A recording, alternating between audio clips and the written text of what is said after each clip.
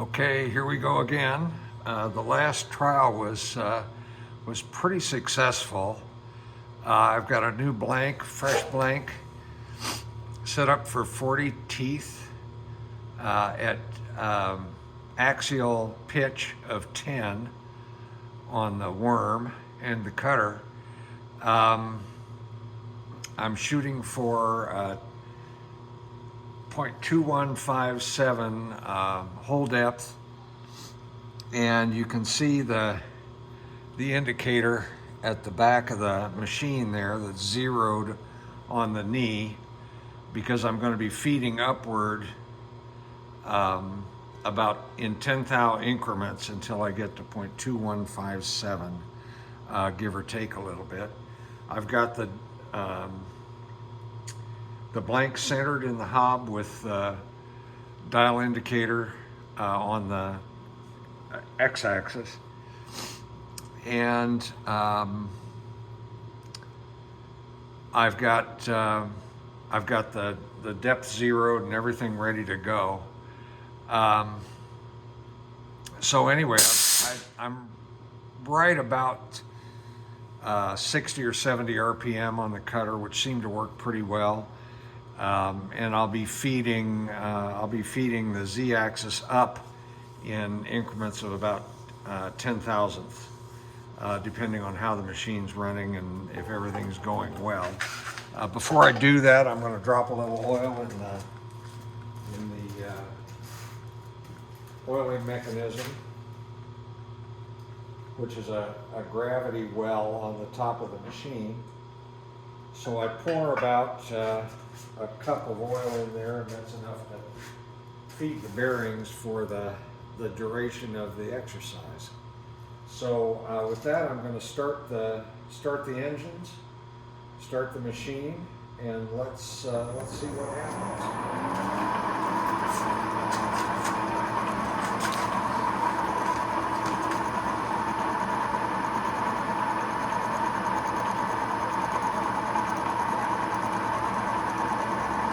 There's the first 10th thou, and it's starting to drop chips on the table.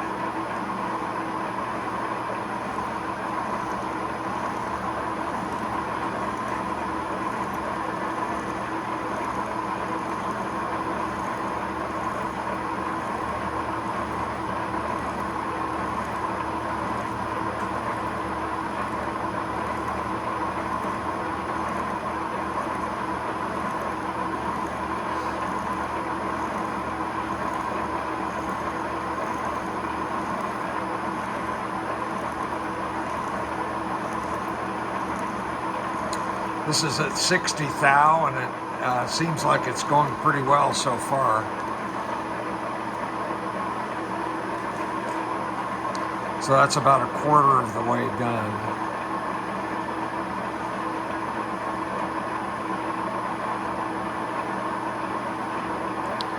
Just kind of waiting until it finishes each pass and stops cutting for the most part before feeding in more knee.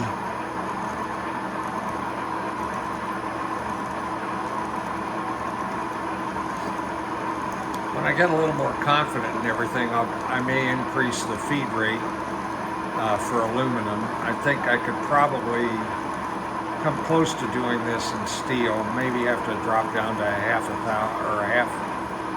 the feed rate or something. But the ultimate product is going to be made of bronze, so it should cut about like this aluminum, I think.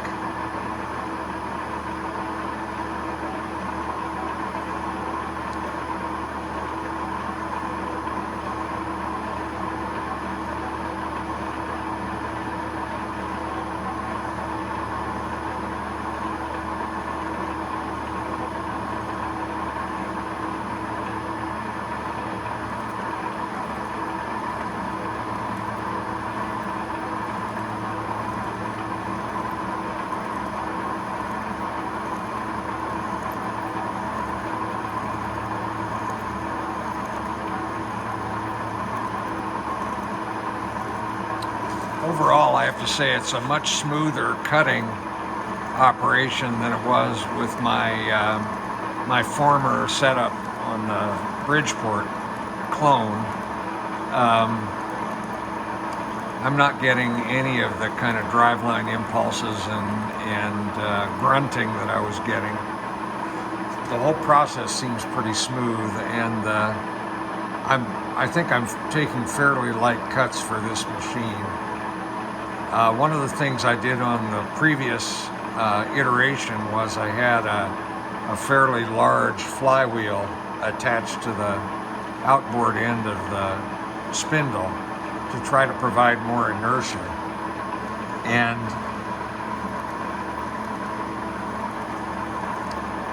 I think perhaps the fact that I've got a 10-inch bowl gear that's rigidly attached to the spindle on the inside of the machine is serving much the same purpose as that big flywheel. So for whatever reason, the cutting seems to be going very well at this point, and that's good. And it kind of feels like it's cutting the way a hobbing machine should cut, which is without much drama at all. So I for one am grateful of that, at least thus far.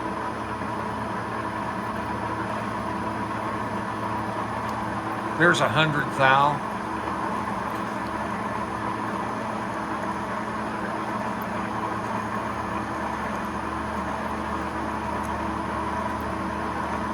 Can start to see the tooth form develop now.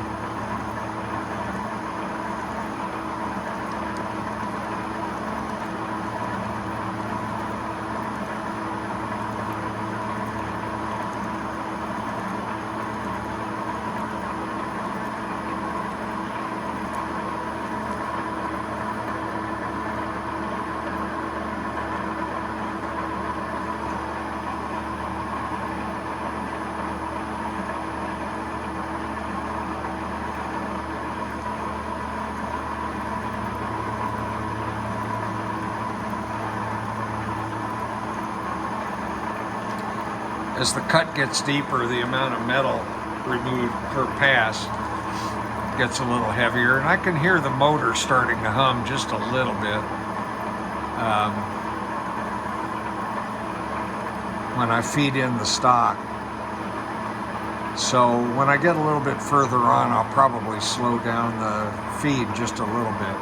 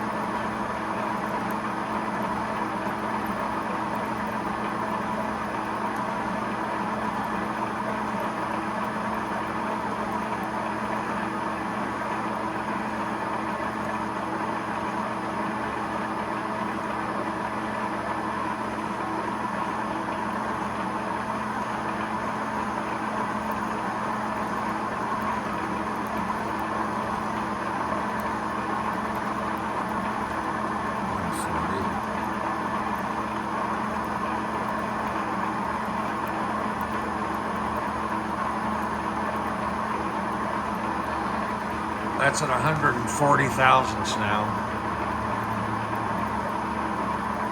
I hope whoever is watching this at 14 minutes and 30 seconds is as geeked out about gears as I am, because I'm enjoying the hell out of this. But it does make for a fairly long ass video, so hopefully you can fast forward through the boring parts, which is almost all of it, really.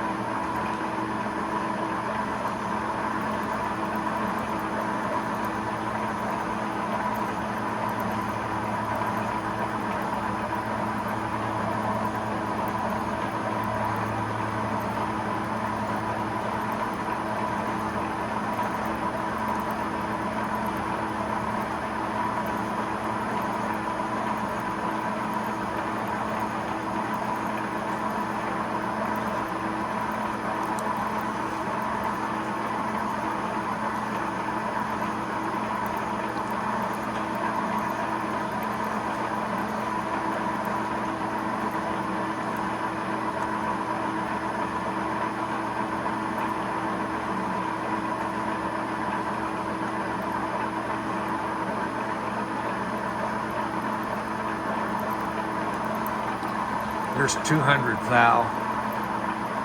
So we're almost there.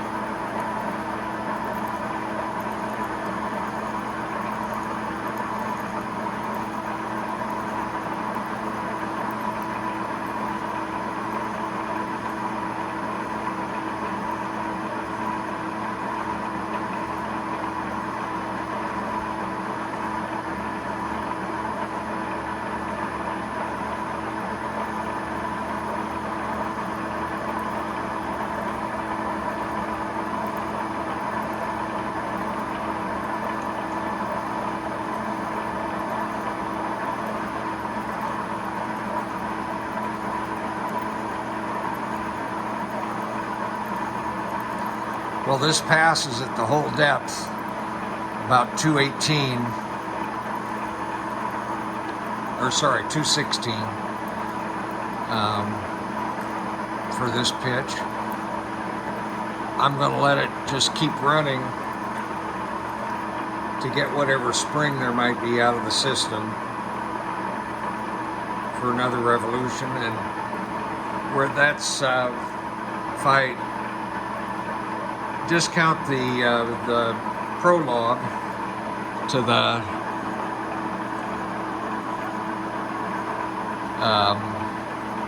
video, this cutting process has taken about 20 minutes. So that's not too bad. One of the other ways to cut this that I haven't explored, I was going to, but I happened to get a couple of worm hobs with a batch of hobs that I bought from a guy who was getting out of the business. I was going to try using the single fly cutter, single tooth fly cutter approach with the hob, or with the hobbing machine, which looks like a pretty good way of doing it. I have yet to try that. Another thing I got with the set of hobs is I got at least one tapered worm cutting hob, but it's a much larger pitch gear, much larger than I need. So I'll try that another time. And the approach with that is that you feed it in tangentially and let the taper begin the cut. And supposedly it's a much smoother, much more accurate way of making a worm. So anyway, with that, I think this pass is done. I'm going to turn the machine off and let's see what we got.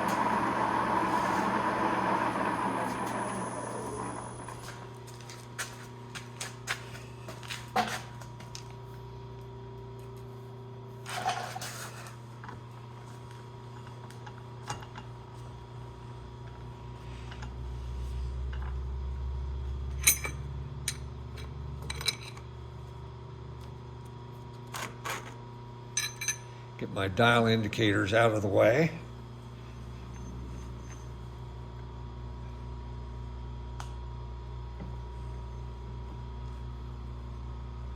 I'm up against something there. Not sure what's going on. But anyway, The